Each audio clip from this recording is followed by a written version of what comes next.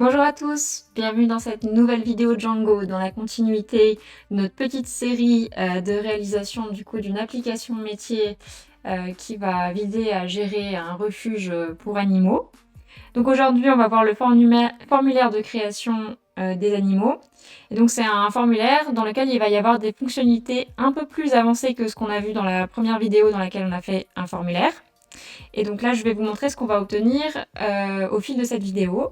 Donc vous voyez à mon écran le formulaire cible avec quelques petites fonctionnalités sympathiques, donc notamment les champs qui sont tout le temps obligatoires sont mis en évidence, vous les voyez là ils sont en gras. Ensuite on a aussi des champs un petit peu plus complexes que ce qu'on avait avant, on n'avait que des champs texte simple. Là on va avoir des listes déroulantes avec des valeurs définies. On va avoir aussi des champs de date avec un petit date picker. Ensuite, on va avoir des champs qui sont obligatoires sous condition, donc c'est-à-dire à la validation de mon formulaire, je vais faire des vérifications en fonction de ma saisie et ça va m'afficher des messages mis en évidence pour certains champs qui ne sont pas cohérents. Donc par exemple, là, j'ai indiqué que mon animal était stérilisé et vacciné, mais je n'ai pas donné de date de stérilisation ou vaccination, donc c'est pas cohérent. Et de la même manière, j'ai dit que mon animal était en pension, donc ça veut dire qu'il est mis ici par un propriétaire, et je n'ai pas indiqué le propriétaire, donc ça m'indique des erreurs. Et ensuite, la dernière petite fonctionnalité sympathique qu'on va voir à la fin de cette vidéo, c'est pour les listes déroulantes où je vais potentiellement avoir beaucoup de données, par exemple propriétaire, si j'utilise ce système pendant plusieurs années, je pourrais avoir des centaines de propriétaires en base, et donc ma liste déroulante va être sans fin, et pour trouver le bon propriétaire, ça va être un petit peu pénible. Donc on propose une fonctionnalité de recherche du bon propriétaire, en cherchant par son nom, et ça me permet donc d'arriver directement au bon propriétaire. Donc voilà ce qu'on va voir dans cette vidéo, c'est parti!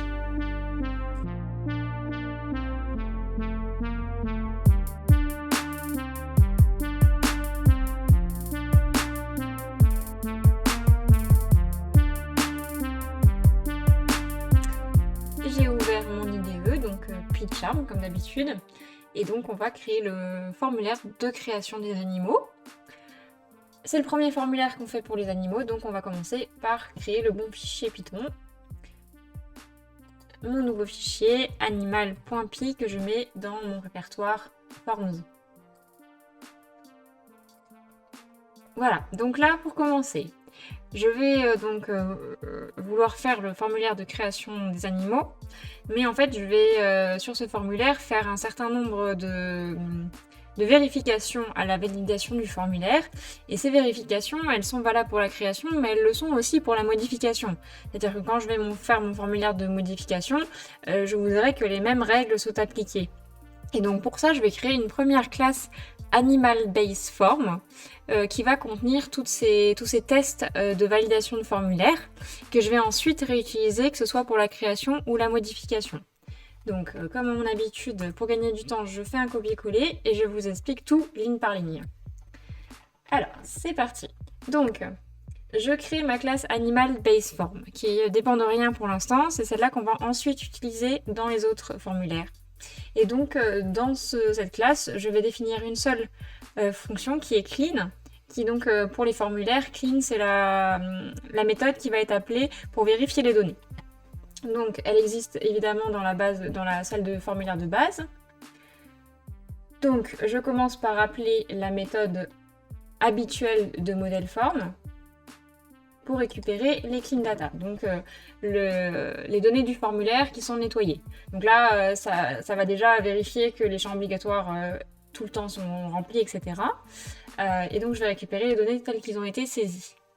On commence par la vaccination. Donc moi, je souhaite que quand la personne a répondu oui à vaccination, donc mon animal est vacciné, il faut qu'elle indique la date de vaccination, c'est obligatoire. Mais que dans ce cas-là, parce que si l'animal n'est pas vacciné, on ne peut pas indiquer de date de vaccination, donc on ne peut pas le rendre obligatoire tout le temps, seulement dans le cas où c'est coché. Donc je vais chercher la donnée qu'il y a dans le champ vacciné, je vais vérifier quelle est sa valeur, et si le champ vacciné est à oui, dans ce cas-là, je vais aller récupérer la date de vaccination dans mon formulaire, Et si il n'y a pas de date de vaccination, dans ce cas-là, il y a un problème. Donc je crée un message d'alerte qui indique que comme l'animal est vacciné, il faut obligatoirement remplir cette date. Ce message, je le colle dans le champ date de dernier vaccin, donc je le mets sur les erreurs du champ date de dernier vaccin. Et pour terminer, j'enlève la date de dernier vaccin des clean data. Donc ça veut dire que je considère que ce champ n'est pas clean, il n'est pas correctement rempli, donc il ne peut pas être validé. Je fais exactement la même chose pour la stérilisation. Si l'animal est stérilisé, je veux une date de vaccination, donc je fais exactement les mêmes tests. Et ensuite, je fais des tests un peu similaires par rapport à l'emplacement. C'est-à-dire que si mon animal est en pension, ça veut dire qu'il a un propriétaire. Donc je vérifie que s'il est en pension, le champ propriétaire est rempli. Et si c'est un animal du refuge, il ne doit pas avoir de propriétaire. Et on doit indiquer obligatoirement une date d'arrivée. Voilà, c'est des règles que je me suis choisies. Vous pouvez les adapter à ce que vous avez besoin. Donc là, pareil, hein, on récupère le champ emplacement dans le formulaire. Hop, emplacement choice. On vérifie le champ propriétaire. S'il n'est pas présent, on affiche un message d'erreur au niveau du champ propriétaire et on enlève propriétaire des données clean, des données propres. Et on fait la même chose pour le refuge, sauf que c'est l'inverse, c'est si on a un propriétaire, dans ce cas-là, il y a un problème. Et donc, on fait la même manipulation. Voilà, donc là, on a préparé notre formulaire de base. Et donc, cette partie-là, on va l'utiliser dans notre create form. Donc là, je vais créer la classe un peu plus habituelle, que vous avez déjà vue. Donc, animal create form, qui est en model form, le classique, et mon animal base form d'au-dessus. C'est-à-dire quand on va appeler le clean de animal create form, ça va passer dans cette méthode-là. Et donc si je voulais faire un formulaire de modification, ce que je ne vous montrerai pas en vidéo parce qu'a priori vous saurez le faire, mais il faudra pareil partir de animal base form et il y aura exactement les mêmes tests qui seront effectués. Ensuite, on a Required CSS Class, on verra juste après à quoi ça sert, vous vous en doutez un petit peu, mais donc ça va nous permettre de mettre en valeur les champs qui sont tout le temps obligatoires, qui sont required par défaut. Et ensuite, donc classique, hein, méta, j'indique le modèle qui est concerné par mon formulaire, et ensuite les champs que je vais mettre dans mon formulaire. Jusqu'à là, c'est simple. Et ensuite, je vais mettre une petite méthode d'initialisation pour indiquer les attributs au niveau de mes champs dates. Alors, je vous indique que pour les dates, donc moi j'ai trouvé une manière d'utiliser un date picker qui fonctionne bien avec le format français, avec un date picker en français, mais j'ai beaucoup galéré et je suis pas sûre que la technique que j'utilise est la plus directe et la plus correcte. Mais je n'ai vraiment trouvé aucun autre moyen, je me suis beaucoup pris la tête avec ces histoires de dates. J'ai eu des dates en anglais, enfin ça collait jamais. Donc si vous avez d'autres méthodes, n'hésitez pas à me les dire en commentaire, je suis preneuse. Moi je vous en donne une qui fonctionne, mais qui est peut-être un petit peu alambiquée. On verra. Voilà. Donc là, comme vous voyez, ce que je fais, c'est que je rajoute juste dans les attributs de mes champs dates que leur classe est datePicker. Et ensuite, je vais utiliser cette classe au niveau du JavaScript. On va voir ça juste après. Ok, on a fait la partie formulaire. Quelle est la prochaine étape? Après le formulaire, il nous faut l'écran qui va avec. Donc, on va aller dans Views, qu'on a déjà puisqu'on a la liste des animaux. Et dans ce Views, on va prévoir la liste pour ce formulaire de création. Donc là, je passe très vite parce que ça, on a déjà vu. Ça ressemble exactement à la même chose que quand on a la création des personnes. Ma vue s'appelle Create Animal. Il ne faut pas oublier de la faire étendre de Locking Required Mixin pour être sûr que les personnes qui vont sur cet écran sont connectées. C'est une Create View. Le Form Class, c'est celui qu'on vient de créer. Je lui indique un template qu'on va créer juste après, qui va être donc ma vue. Et ensuite, je lui dis juste que en cas de succès de formulaire, donc si le formulaire est correct et qu'il est enregistré, là je vais retourner vers les animaux. Donc ensuite, quand vous allez créer l'écran de détail des animaux, le but, ça sera de changer ici pour que à la validation du formulaire, on arrive sur le détail de l'animal et non pas qu'on retourne sur la liste. Mais comme là, on va se créer que le formulaire de création, on va revenir sur la liste. Voilà. Donc là, j'importe Reverse Lazy. C'est bon au niveau de la vue. Ensuite, étape suivante, pour pouvoir accéder à cette vue, il faut que je l'ajoute dans les URL. Donc on se rend sur url.py. Hop, on est dans la partie animaux et on ajoute notre notre URL pour créer les animaux. Donc le pass animaux create. Alors là, moi je fais des mélanges anglais-français, c'est pas très beau. En général, il vaut mieux choisir. Et je vous conseille de faire tout en anglais, c'est plus pratique si vous le pouvez. Voilà, donc je lui dis bien que c'est la vue create animal qu'on vient juste de renseigner dans views animal. Et je l'appelle create animal. Ok, on a l'URL, on a la vue, on a le formulaire. Il nous manque le template HTML. Donc là, au niveau des templates HTML animal, je rajoute mon nouveau fichier HTML que j'appelle, comme je l'ai indiqué dans mon viewsanimal.py, animal form. Hop. Tac. Donc, je crée ma page. Alors, peu de choses nouvelles là-dedans. Le titre de ma page, j'affiche mon formulaire, j'ai mon bouton pour annuler et mon bouton pour valider. Ça, là, aucune problématique. Il y a juste ce petit truc en plus, form.media. Donc là, ça, c'est pour que ça fonctionne au niveau du JavaScript qu'on va voir juste après. Si on met pas le form.media, ça ne fonctionne pas. Alors, j'ai pas l'explication derrière. Si quelqu'un l'a, n'hésitez pas à la mettre en commentaire. Donc comme dit, on va ajouter une partie JavaScript. Donc le JavaScript, ça va servir pour le date picker, pour l'afficher correctement. Parce que le date picker par défaut qui peut être proposé par Django ne fonctionne pas bien avec les formats de date en français et tout. Je n'ai pas réussi à le faire fonctionner. Donc moi je passe par du JavaScript. Comme je vous ai dit, si vous avez une autre solution, n'hésitez pas à la partager. Alors, donc là je vais créer mon fichier JavaScript qui va aussi me servir sûrement par la suite dans d'autres vidéos à chaque fois que je vais vouloir faire des choses dynamiques. Donc là, on crée un dossier JS au niveau de statique. Et dedans, tout simplement, je vais créer un fichier base.js où je vais avoir mes fonctionnalités JavaScript principales que je vais utiliser à plusieurs endroits dans l'application. Dans ce base.js, je vais avoir tout simplement mon date picker. Alors là, pareil, je vous fais un copier-coller et puis c'est surtout que c'est quelque chose que j'ai trouvé en ligne, cette solution. Donc voilà, en gros, je lui dis pour les champs qui ont la classe date picker, tu ajoutes donc le date picker avec un format de date comme ça. Le first day, c'est pour éviter que le premier jour ce soit le dimanche parce que par défaut, dans le calendrier en anglais, c'est dimanche et nous, on veut que ce soit lundi. Et ensuite on lui indique les noms des mois et des jours parce que sinon il serait en anglais aussi.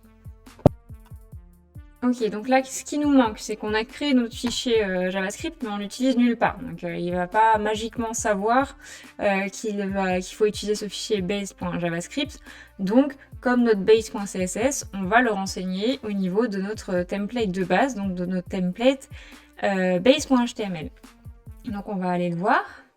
Et donc, au niveau du CSS, on avait notre base.css ici. Et là, on se retrouve dans le JavaScript. Donc, c'est à la fin. Dans la partie script, on va pouvoir ajouter le lien vers notre script base JavaScript. Hop, voilà, ça c'est bon. Est-ce que vous arrivez un peu à suivre où on en est là? Qu'est-ce qui nous manque? On a fait notre vue, notre template, notre JavaScript pour le date picker. Il nous manque un petit détail important, c'est que pour l'instant, on n'accède pas à cette page par un lien. Donc au niveau de la liste des animaux, on va rajouter le bouton de création des animaux qui va nous amener vers ce formulaire qu'on a créé. Ok, donc juste en dessous de la pagination, là, je rajoute ma petite div avec mon bouton qui pointe vers Create Animal pour ajouter un animal. Donc là, on commence à être pas mal. On peut, si vous voulez regarder déjà, jeter un premier coup d'œil à ce que ça donne voilà, quand on démarre le serveur. Hop, je mets à jour. J'ai mon bouton ajouter un animal. Le formulaire s'affiche correctement. Alors là, il y a juste... Voilà, alors, je viens de rafraîchir mon CSS parce qu'il se rappelle de la démo que je vous ai fait juste avant où il y avait les champs en gras, mais ça, on n'a pas encore fait cette partie-là, donc normalement, vous n'avez pas les champs en gras. Ça s'affiche comme ça. On doit avoir nos petits date pickers. Oui, ça fonctionne bien, parfait. on a pas mal de choses déjà. Donc il nous manque, qu'est-ce qui nous manque? Il nous manque les champs gras. Donc ça c'est la dernière partie qu'on va faire là tout de suite. Et ensuite on va se concentrer sur la partie sélection d'un propriétaire, qui est une partie vraiment un peu plus conséquente. Donc je vous le fais à la fin de la vidéo. Je reviens donc dans mon...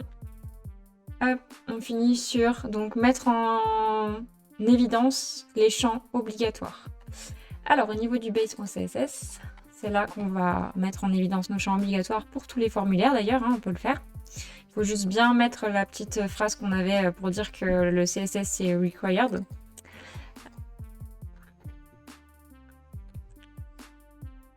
Et moi du coup j'ai fait vraiment tout bête, hein. Vous pouvez faire un peu plus élaboré, mais simplement je dis quand j'ai un label qui est required, qui a la classe required, bah tout simplement je le mets en gras. Donc après c'est à vous de voir souligner, italique, changer la couleur, un petit peu plus foncé, un petit peu moins foncé, comme vous voulez. J'ai regardé pour essayer d'avoir juste l'étoile qui dit que c'est required, c'est plus compliqué. J'ai pas trouvé de manière simple, donc j'ai trouvé que voilà, le mettre en gras, si on sait que c'est comme ça que ça fonctionne, ça fait déjà une partie du taf. Donc voilà, ça on met en place et donc on va actualiser et en fait c'est là qu'il faut rafraîchir votre CSS. Donc pour ça en général c'est CTRL F5 sur votre clavier. Si ça marche pas avec CTRL F5, moi ça marche avec CTRL SHIFT R. Voilà, c'est bon, c'est en gras. Et il nous reste un petit détail, vous allez voir. Donc là si je remplis mes champs et que je m'attends à avoir les problèmes de validation, donc je vais le remplir pas correctement. Je vais dire qu'il est stérilisé sans mettre de date et pas de propriétaire alors qu'il est en pension. J'envoie. Hop. Et là, petite problématique pas énorme, mais les messages d'erreur sont quand même pas très visibles et vraiment pas très beaux. Alors, comme je suis pas très douée en CSS, ça va pas être forcément beaucoup mieux, mais au moins je vous montre comment styliser ces messages-là qui sont un peu moches. Donc on retourne sur notre base.css, c'est au même endroit qu'on travaille. Hop. Et donc... je rajoute la partie pour gérer les messages d'erreur. Donc là, vous allez vraiment impacter sur error list. Donc c'est une liste d'erreurs en fait qui va s'afficher au niveau de chaque champ. Donc une UL avec des LI dedans. Donc là, voilà, si vous vous y connaissez un peu mieux que moi en CSS, vous pouvez faire quelque chose d'élégant. Bon voilà, c'est un gros cadre rouge pour bien que l'erreur soit visuelle au moins. Donc là, hop, si je fais mon petit rafraîchissement. Voilà. On a fini pour les petites fonctionnalités de base et donc je vous fais la dernière partie de la vidéo sur une fonctionnalité beaucoup plus avancée qui est celle de recherche au sein d'une liste déroulante. Donc c'est parti pour cette dernière partie. Alors désolé, juste petit changement de plan et je passais tout de suite à la partie autocomplete sur le propriétaire. J'ai oublié un tout petit détail et vous allez m'en vouloir si je vous la dis pas parce que lorsque vous allez faire votre formulaire de modification, vous allez vous dire mais non, son truc de date ça marche toujours pas, ça fonctionne pas, vous allez avoir les mauvais formats. Il manque un tout petit détail. Au niveau du settings.py, vous avez un language code qui dit ENUS et il faut le transformer en FR. Enfin, si vous êtes français et que vous... J'imagine, vu que vous suivez la vidéo en France. Mais bon, pour que le format de date français soit adapté et s'affiche bien dans les écrans et soit bien repris, surtout dans les formulaires de modification, il faut bien faire ça. Sinon, tout ce que je vous ai dit sur mon date picker ne fonctionne pas. Voilà. Donc, j'ai terminé là-dessus. Et maintenant, on passe vraiment donc à la partie autocomplete sur les propriétaires. La première chose qu'on va faire pour ce autocomplete propriétaire, c'est mettre en place une bonne pratique qu'on n'a pas faite et qu'on aurait dû faire déjà un peu en amont, c'est créer un fichier requirements.txt qui indique à quelqu'un qui voudrait récupérer ce projet, qui lui indiquerait directement de quoi il a besoin comme version des différentes éventuellement composants qui sont utilisés. Donc on va créer ce fichier. Ce fichier, vous pouvez le créer directement à la racine. Donc là, dans démo YouTube chez moi, nouveau fichier, requirements.txt. Donc ça, toujours bonne pratique de faire ça pour n'importe lequel de vos projets. Donc dans ce requirements.txt, vous indiquez déjà votre version Django et aussi toutes les versions des librairies que vous utilisez. Donc, nous, Django, moi par exemple j'ai cette version là, mais c'est bien de la faire évoluer aussi. Vous pouvez aussi ne pas indiquer de version et comme ça c'est la plus récente a priori qui se télécharge, c'est bien aussi. pour Django, c'est peut-être plus prudent d'avoir quand même la bonne parce qu'il peut y avoir des écarts entre les versions. Par contre, du coup, on a utilisé Django Import Export. Donc là, moi, je l'ai mis tel quel sans mettre forcément une version particulière. Et donc, j'aborde ce sujet parce que nous, on va utiliser un nouveau module qui s'appelle Django Autocomplete Lite. Donc, on rajoute dans nos requirements.txt. Et donc ensuite, comment ça fonctionne ce requirements.txt, que ce soit là dans ce cas-là ou quand vous récupérez le projet de quelqu'un qui a fait ça bien et donc a fait un requirements.txt, vous pouvez directement indiquer à Python que vous voulez installer tout ce que vous avez besoin, donc tout ce qui est indiqué dans requirements.txt. Donc la commande c'est pip install -r requirements.txt. Hop. Alors, chez moi, ça devrait être rapide parce que tout est déjà installé. Voilà, c'est le cas. Bon, il me dit d'ailleurs que ma version de pip n'est pas forcément la plus récente, donc je pourrais mettre à jour. Enfin, en tout cas, moi, j'ai déjà tout installé, tout ce que j'ai besoin pour le projet, mais vous, ça devrait prendre un peu plus de temps puisque ça va installer Django Autocomplete Lite. Ensuite, étape suivante, il faut ajouter donc ce nouveau module aux installed apps. Donc ça, c'est dans le settings.py. Hop, on le réouvre. Au niveau des installed apps, on avait déjà ajouté import export. Et là, donc, on va ajouter deux choses qui sont rajoutées donc par Django Autocomplete Lite, qui est abrévié en DAL. Donc, hop, j'ajoute DAL et DAL Select To. Attention, petite vigilance, j'ai eu des problèmes. La documentation précise bien que ces deux choses-là, la DAL et DAL Select To, doivent se trouver avant la partie admin. Et sinon, vous allez avoir des problèmes, ça ne fonctionne pas correctement. Donc, pensez bien à descendre l'install d'apps admin en dessous. Voilà. Éviter des soucis à chercher pendant 2 heures en ligne pourquoi ça ne fonctionne pas. C'est pour ça, tout simplement.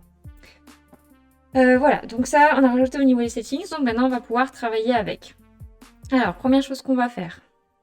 Alors, c'est pas forcément intuitif, mais on va aller dans la vue personne. Donc on va dans les views personne, et on va rajouter une nouvelle vue, qui va être la vue en fait qui récupère en fonction d'une entrée, donc nous en l'occurrence des lettres qui sont tapées au clavier qui doivent être cherchées dans le nom de la personne. Et donc, ça va calculer les personnes qu'il faut renvoyer grâce à cette entrée. Donc, on va rajouter une petite vue. Donc ça, vous pouvez facilement retrouver ça dans la documentation de Django Autocomplete Lite qui est vraiment très bien expliquée. Et donc, c'est de là que j'ai récupéré presque copier-coller cette vue-là. Donc, personne autocomplete. Qui étant autocomplete select to query set view. Alors est-ce que là c'est un import qui se fait tout seul ou est-ce qu'il va pas être d'accord? Ça a l'air bon. Ok, donc je lui dis dev query set self. Je vérifie dans un premier temps que la personne qui appelle cette vue, donc qui va chercher dans le formulaire, est bien connectée pour éviter des problèmes de sécurité. Ça c'est essentiel, c'est conseillé par Django Autocomplete Lite. Et ensuite, donc j'ai fait mon query set, donc déjà je prends d'abord toutes les personnes et ensuite je les filtre en fonction de l'entrée. Donc je récupère self.q qui doit être l'entrée, donc qui est l'entrée que donne la personne qui saisit au clavier. Et donc on prend cette entrée et on filtre nos personnes en cherchant des noms qui commencent par ces lettres-là qui sont saisies. Donc vous pouvez faire autre chose, vous pouvez faire du contient, du fini par, enfin voilà, après c'est à votre... le fil, vous pouvez l'adapter comme vous voulez. Et ensuite, on retourne ce query set, donc on retourne les personnes qui correspondent au filtre dans lequel on l'a passé. J'espère que vous suivez jusqu'à là. Étape suivante, il s'agit d'une vue. Donc, comme toutes les vues, il faut qu'elle soit renseignée au niveau de urls.py. C'est parti. Donc c'est une vue de personne, même si on va l'utiliser dans les animaux. C'est une vue qui est liée aux personnes. Hop, moi je l'ai appelée personne autocomplete. Je mets bien attention au logging required. Donc ça, normalement, ça doit faire double sécurité avec le fait qu'il n'y ait rien qui est renvoyé en plus quand la personne n'est pas connectée. Voilà, et je l'appelle personne autocomplete. Donc voilà, maintenant je l'ai renseigné, je vais pouvoir l'utiliser. Donc à quel endroit on va l'utiliser? On va l'utiliser dans un widget de formulaire qui va être le widget du champ de sélection du propriétaire dans le formulaire des animaux. Vous me suivez? Alors, formulaire, animaux, hop, on a notre champ propriétaire ici. Et ben on va tout simplement lui ajouter un widget où on va lui indiquer qu'il va utiliser le Django Autocomplete Lite en utilisant l'URL qu'on vient de créer. Là, la magie va opérer en quelques lignes, en une ligne. Hop. Je rajoute sur propriétaire le widget Autocomplete Model Select To et je lui indique l'URL qu'on vient de créer, personne autocomplete. Et du coup, en regardant ma petite feuille de suivi de ce que je dois vous dire, je me rends compte que j'ai fait une petite erreur précédemment dans le animal form. Je vous avais dit que form.media c'était utile pour les date picker. En fait, non. C'est obligatoire pour que le Django Autocomplete Lite fonctionne. Donc voilà pourquoi on a mis le form.media. Donc si vous ne l'aviez pas mis précédemment, il faut absolument le mettre pour que ça fonctionne. Et là, normalement, la magie devrait opérer. Donc on va tenter, on va voir si ça fonctionne. C'est parti. Alors, est-ce que j'ai encore mon serveur qui a démarré? Non. On redémarre le serveur.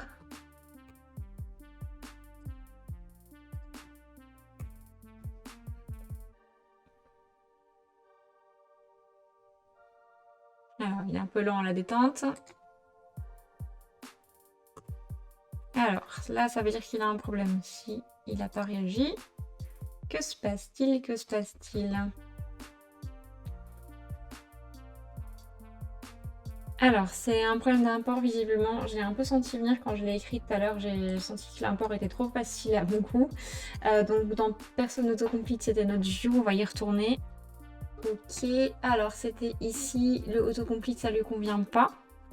Donc ça, c'est des problèmes que j'ai un peu régulièrement à cause du fait que j'ai une version de PyCharm qui est gratuite et qui fait pas correctement les imports. Donc en fait, le autocomplete là qui m'a été proposé, c'est pas le bon. Donc il faut enlever cette partie-là autocomplete parce que c'est pas celle de Django évidemment, sinon on aurait installé Django Autocomplete Lite pour rien. Donc on remplace ça par from DAL import autocomplete. Alors PyCharm n'est pas d'accord, mais moi je sais que c'est ça. Donc je vais valider quand même cela et on va voir si ça fonctionne mieux. Hop. On retente.